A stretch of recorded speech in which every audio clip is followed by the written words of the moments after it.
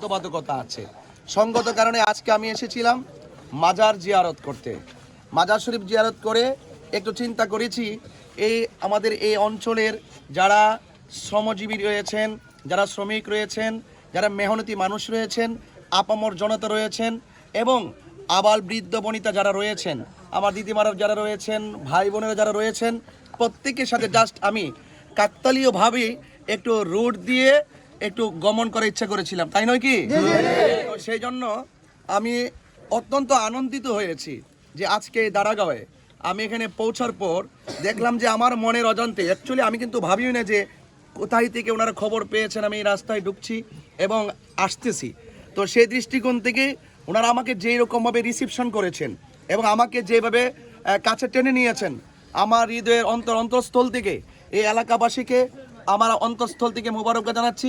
এবং বাগানের যারা চা শ্রমিকরা রয়েছেন এবং বাগানের যারা নেতৃস্থানীয় ব্যক্তিবর্গ যারা রয়েছেন, যারা এই সমাজের সম্প্রীতির জন্য কাজ করে যাচ্ছেন, শান্তির লক্ষ্যে কাজ করে যাচ্ছেন, শৃঙ্খলার জন্য কাজ করে যাচ্ছেন, তাদের প্রত্যেকের যে অ্যাক্টিভিটিস এবং যে উৎসাহ উদ্দীপনা আর নেতৃত্বের যে বহিঃপ্রকাশ আমি লক্ষ্য করেছি, সত্যিকার অর্থেই আমার পক্ষ থেকে আমি আন্তরিকভাবে অভিনন্দন এবং মোবারকবাদ তাদেরকে জানাচ্ছি।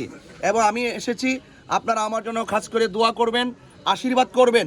এবং আমি আমার অন্তঃস্থল থেকে আবারও বলছি যে আমি মানবিক যোদ্ধা হয়ে মানুষের কল্যাণে ধর্ম বর্ণ নির্বিশেষে, দল মত নির্বিশেষে এই দেশের সবাই যে মানুষের কণ্ঠ, নির্যাতিত মানুষের কণ্ঠ, চা শ্রমিকদের কণ্ঠ, সকলের কণ্ঠের সাথে কণ্ঠ মিলিয়ে তাদের দুঃখ দুর্দশা আর বঞ্চনার কথাগুলো রাষ্ট্রযন্ত্রের গুরুত্বপূর্ণ জায়গায় তুলে ধরার জন্যে আমি ওয়াদাবদ্ধ হয়ে প্রতিশ্রুতি গ্রহণ করে আমি আপনাদের মাঝে এসেছি।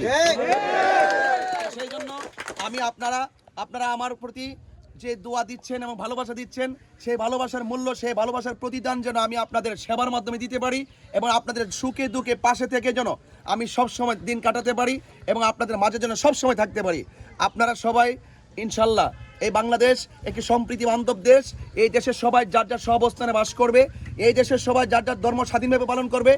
কিন্তু রাষ্ট্রপক্ষের যত আপার লেবে মানুষ হোক না কেন, তাদেরকে বুঝতে হবে যারা মেহনতি মানুষ তারাও এই দেশের নাগরিক, কথা যারা শ্রমিক তারাও এই দেশের নাগরিক, যারা অন্য ধর্ম যারা পালন করে তারাও এই দেশের নাগরিক। এই জন্য নাগরিকদের যে অধিকার আছে, এই অধিকার প্রতিষ্ঠার লড়াইয়ে মানবিক যোদ্ধা হয়ে আপনাদের ঘরে এসেছি। এই জন্য আপনারা আমাকে আশীর্বাদ দিবেন, দোয়া দিবেন এবং পাশে থাকবেন। এবং আপনাদের জন্য আমার পক্ষ থেকে যতটুকু করা আমি চোখে দেখে আসছি, তো আমি বড় আশ্বাস দিতে অভ্যস্ত নই, আমি বিশ্বাসটাকে খুব প্রাধান্য দিয়ে থাকি। আমরা বিশ্বাসের মাধ্যমে মানুষের মনের ঘরে জায়গা করে নিতে চাই। আমরা কথায় বড় নয়, আমরা কাজে বড় হয়ে মানুষের মনের মণিকোঠায় জায়গা করে নিতে চাই। এই জন্য আপনারা আমাকে সেই সেবা করার, পাশে থাকার সুযোগ দিবেন এবং বারবার আপনাদের মাঝে আসার সুযোগ করে দিবেন। আপনারা আমার হৃদয়ে ছিলেন, এই দেশের প্রত্যেকটি নাগরিক আমার মনের মণিকোঠায় আছে এবং আপনাদের জন্য আমার দোয়া রইল, আশীর্বাদ রইল এবং সহযোগিতা এবং রাষ্ট্রযন্ত্রের গুরুত্বপূর্ণ জায়গা থেকে আপনাদের কণ্ঠটা যেন পৌঁছাতে পারি, সেই জন্য আপনারা আমাকে সহযোগিতা এবং দোয়ার মাধ্যমে একটু পাশে থাকবেন, এতটুকু প্রত্যাশা রাখি ইনশাআল্লাহ। আপনারা স্লোগান দিবেন না? উনি যদি নির্বাচিত হয় ইনশাআল্লাহ আমাদের 8 নম্বর ইউনিয়নে কোনো কলেজ নাই, বাগান এলাকা সহ 2টা উচ্চ বিদ্যালয় রয়েছে, একটা দাখিল মাদ্রাসা রয়েছে। আমরা প্রার্থীকে বলবো যদি উনি নির্বাচিত আল্লাহ করে দেন, বাগান সহ 8 নম্বর সহ একটা কলেজের জন্য একটা নির্ধারণ করে দেন। একটা কলেজ যেন হয়ে যায়, আমাদের এলাকার ছেলেরা যেন এই আশেপাশে একটা কলেজে যেন পড়তে পারে, এই তৌফিক যেন আল্লাহ দেয়। আমাদের একজন যোগ্য ক্যান্ডিডেট এসেছেন, বাগানবাসী, এলাকাবাসী, সর্বস্তরের মানুষ যেভাবে ওনাকে ভালোবাসে, আমরা যেন ওনার ভালোবাসা আজীবন পেয়ে যাই।